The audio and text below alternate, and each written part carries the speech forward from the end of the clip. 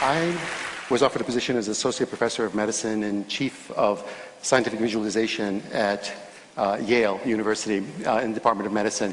And my job was to write many of the algorithms and code for NASA to do virtual surgery in preparation for the astronauts going into deep space flight so they could be cut in robotic pods. One of the fascinating things about what we were actually working on is that we were seeing, using the new kind of scanning technologies, things that had never been seen before. I mean, not only in disease management, but also things that allowed us to see things about the body that just made you marvel. I remember one of the first times we were looking at collagen, and your entire body, everything, your hair, skin, bone, nails, everything is made of collagen. And it's a kind of a rope-like structure that twirls and swirls like this. And the only place that collagen changes its structure is in the corner of your eye. In your eye, it becomes a grid formation, and therefore it becomes transparent as opposed to opaque. So perfectly organized a structure, it was hard not to attribute divinity to it, because we kept on seeing this over and over and over again in different parts of the body. One of the opportunities I had was one person was working on a really interesting kind of micromagnetic resonance imaging machine with the NIH, and what we were going to do is scan a new project on the development of the fetus from conception to birth using these kinds of new technologies. So I wrote the algorithms and code, and he built the hardware. Paul Lauterborough then went on to win the Nobel Prize for inventing the MRI. I get the data, and I'm going to show you a sample of that piece from conception to birth.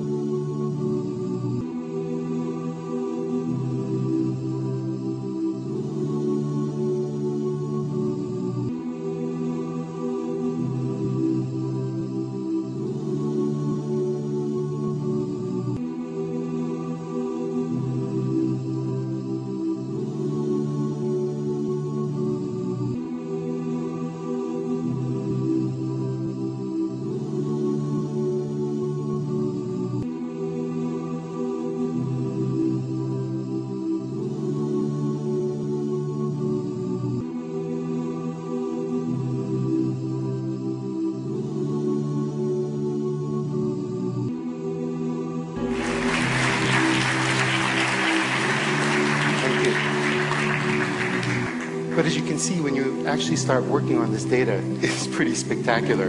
And as we kept on scanning more and more, working on this project, looking at these two simple cells that had this kind of unbelievable machinery that will become the magic of you. And as we kept on working on this data, looking at small clusters of the body, these little, pieces of tissue that were the trophoblast coming off of the blastocyst, all of a sudden burrowing itself into the side of the uterus, saying, I'm here to stay. All of a sudden having a conversation of communications of the estrogens, the progesterones, saying, I'm here to stay.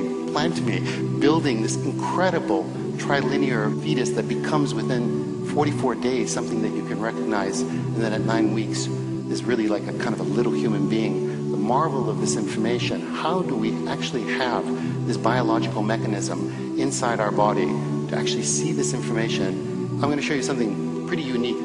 Here's a human heart at 25. It's just basically 2 strands. And like this magnificent origami, cells are developing at 1 million cells per second at 4 weeks as it's just folding on itself. Within 5 weeks, you can start to see the early atrium and the early ventricles. 6 weeks, these folds are now beginning with the papilla and the inside of the heart, actually being able to pull down each one of those valves in your heart until you get actually a mature heart, and then basically the development of the entire human body. The magic of the mechanisms inside each genetic structure saying exactly where that nerve cell should go. The complexity of these, the mathematical models on how these things are indeed done are beyond human comprehension. Even though I am a mathematician, I look at this with a marvel of how do these instruction sets not make these mistakes as they build what is us. It's a mystery, it's magic, it's divinity. I mean, then when you start to take a look at an adult life, take a look at this little tuft of capillaries. It's just a tiny substructure, microscopic, but basically by the time you're 9 months and you've given birth, you have almost 60,000 miles of vessels inside your body. I mean, and only 1 mile is visible, 59,999 miles that are basically bringing nutrients and taking waste away. The complexity of building that within a single system is again beyond any comprehension of any existing mathematics today. And that instruction set from the brain to every other part of the body. Look at the complexity of the folding. Where is this intelligence of knowing that a fold can actually hold more information? So as you actually watch the baby's brain grow, and this is one of the things that we're doing right now. We're actually doing a longitudinal studies of actually scanning babies' brains from the moment they're born every 6 months until they're 6 years old. We're going to be doing actually about 250 children, watching exactly how the jirai and the sukai of the brains fold to see how this magnificent development actually turns into memories and the marvel that is us. And it's not just our own existence, but how does the woman's body understand to have genetic structure that not only builds her own, but then has the understanding that allows her to become a walking immunological cardiovascular, system that basically is a mobile system that can actually nurture, treat this child with a kind of marvel that, is beyond, again, our comprehension, the magic that is existence, that is us. Thank you.